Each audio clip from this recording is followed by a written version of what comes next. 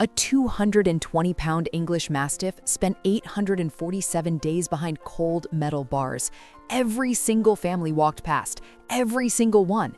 But at 3 in the morning, in the dead silence of a November night, this dog did something that nobody in that neighborhood will ever forget. This is Henry's story, and it starts with the worst day of his life. A 220-pound English Mastiff sat behind cold metal bars for so long that the shelter workers stopped counting the days out loud. They knew the number, they just couldn't bring themselves to say it anymore. 831 days. No one wanted him. Not the young couple who came in just to look, not the family with 3 kids who said they needed a big dog, not the retired man who changed his mind the moment Henry stood up and his shadow swallowed the entire room. They all walked past, every single one of them. And Henry, all 220 pounds of him with a face full of wrinkles and eyes that had seen too much rejection, would watch them leave. He'd stand at the bars until their footsteps faded. Then he'd turn around, walk to the back of his kennel, and lie down on the same cold concrete floor he'd slept on over 2 years. Nobody ever told him why he was there in the first place. His original family had surrendered him at 14 months old. The paperwork said, too large, as if his size was a crime, as if being born a Mastiff was something he should apologize for. He was dropped off on a Tuesday morning and the family drove away without looking back. That was day 1. By day 400, most of the shelter staff had quietly given up hope. He's too big, they'd hear, too intimidating. What if he knocks over the kids? What if he doesn't get along with our cat? Every excuse in the book, every reason to keep walking. What nobody mentioned, what nobody seemed to notice, was that Henry had never once growled, never lunged, never showed a single sign of aggression. Every time someone new came to his kennel, he'd get up slowly, press his enormous nose beneath the chain link, and just look at them. Deep brown eyes, patient, waiting. He wasn't dangerous. He was lonely. But loneliness doesn't photograph well, and 220 pounds of brindle Mastiff doesn't exactly scream family pet to someone scrolling through adoption profiles on their lunch break. So the days kept piling up, 500, 600, 700. And then, on day 847, a woman named Sandra walked through the front door of the shelter. She wasn't looking for a dog. She'd come to donate food, 40 pounds of kibble in the back of her car, because that's the kind of person Sandra was, the kind who shows up even when nobody asks her to. She'd been volunteering here for years. She knew these dogs. She knew their stories. But she had never gone all the way to the back row. That day, she did. She doesn't know why. She'll tell you it felt like something pulled her, like the building itself was trying to show her something it had been hiding.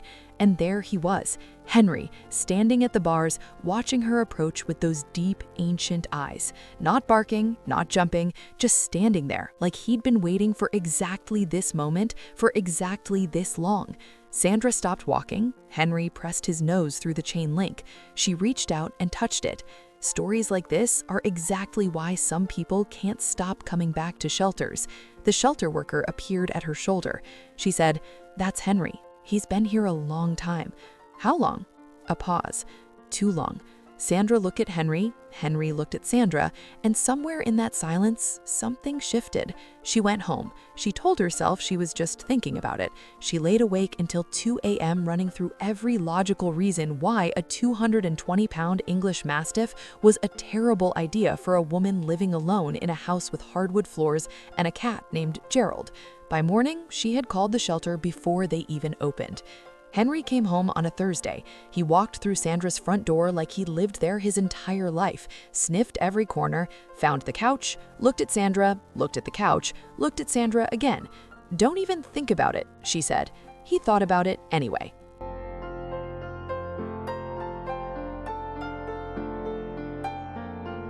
Those first few weeks were an adjustment for both of them.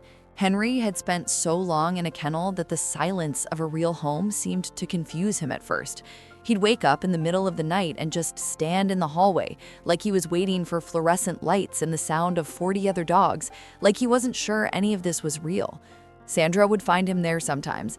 She'd sit down on the floor next to him, all 220 pounds of worried dog, and just stay there until he relaxed. Some bonds don't need words. Some bonds just need presence. Slowly, he started to believe it.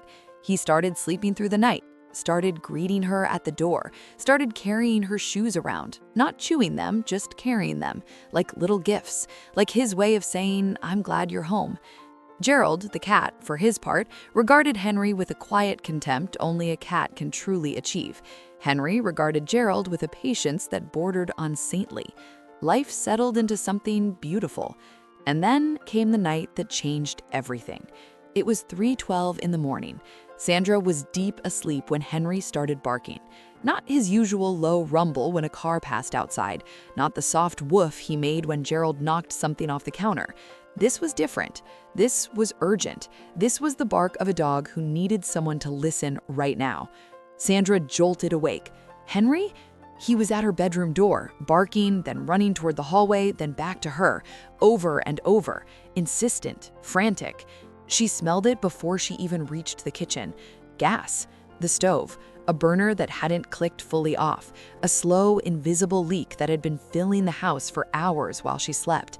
She grabbed Henry by the collar, ran out the front door, and called 911 from the middle of her front yard in the November cold, her hands shaking so badly she could barely hold the phone. The fire department arrived in 9 minutes. The responding captain told her afterward, another 30-40 minutes and the situation could have been catastrophic. One spark, that's all it would have taken. Henry sat beside her the entire time, pressed against her leg, steady, calm, like his job was done and now he was just making sure she was okay. She buried her face in the wrinkles of his enormous neck and cried. By morning, the whole neighborhood knew. Word spread fast. By that evening, people were stopping by, not to check on Sandra, but to meet Henry. Someone made a hand-painted sign that said Henry, our hero, and hung it on Sandra's front gate. He hadn't changed. He'd always been this dog, this gentle, patient, enormous soul who just wanted someone to stay. The world had just finally stopped walking past. Because here's what 847 days in a shelter will teach you, if you let it. Patience is not weakness, waiting is not giving up, and sometimes the ones who get passed over the longest are the ones who have the most to give. Henry didn't save Sandra's life because he was trained. He saved it because she was his. Because after 847 days of belonging to no one, he finally had someone worth protecting. If you're thinking about adopting, really thinking about it, go to the back row. Go to the dog that's been there the longest. Go to the one with the tired eyes and the patient face and the nose pressed against the chain link. They're not broken. They're not dangerous. They're just waiting for you to stop walking past. Would you have walked past Henry, or would you have stopped?